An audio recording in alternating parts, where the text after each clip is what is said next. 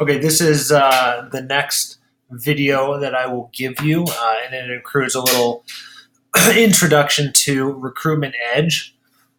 Chris, specifically for you while I'm gone, during the allotted times, which I think I put on your schedule already, sign into the Health Careers account for Career Builder. I don't know what's going on.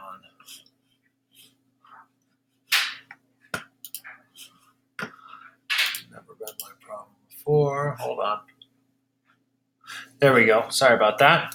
All right, so you go in, you log in. Normally we would go to this resume search. Obviously, you can still use that. That is a very useful tool. That brings up a lot more recent resumes that have been uploaded into the database. Recruitment Edge, however, is another tool that we've worked in before. And I think that we were working on the LIS manager in here as well. If you can see under saved searches, we have the LIS manager here in North Carolina. You are, I think, 7 or so calls into this list. I think you got down to Melanie, something like that. But anyways, you can come in here, start going through this again. I don't know how many pages of results are going to be relevant, but go until the candidates don't look like they're good candidates for either the lab manager position or the LIS manager, the lab information system manager position. But it looks like quite a few of these are good candidates, at least on this first page. So after this, you can also do what we did in that recruiting.net video, whereas you can change the keywords that we're looking for to LIS manager in North Carolina. And I almost guarantee you it will come up with different candidates. Here's one, here's another. I think I've tried to call Alvera before. I don't know whether I've gotten in touch with her or not. You can check in PCR to see if I've put her in. But here are people that are in LIS, which is Laboratory Information Systems. Remember that the actual position calls for 5 years in LIS. But there's a lot of different ways you could get that experience. If you are unsure as to whether a candidate would be a good candidate for an LIS manager, and you have them on the phone, just ask them. Ask them.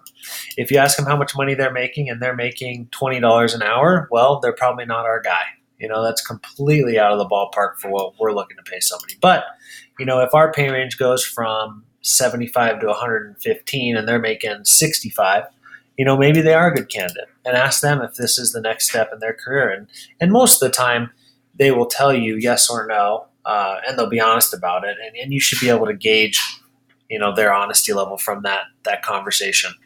Remember, after you get done with this search, if you run out of good candidates in this particular Recruitment Edge search, you can go back to the Laboratory Information System Manager search, and you can then go on to different states, South Carolina or Georgia. Click search. Once again, it's going to bring you up with an entirely new set of candidates for you to call that are close by at least.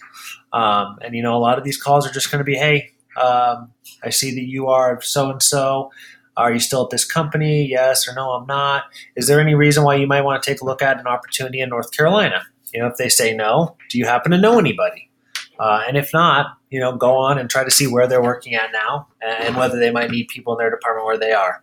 Remember that every call to a candidate can turn into either a referral call for that same work order or the other lab manager work order.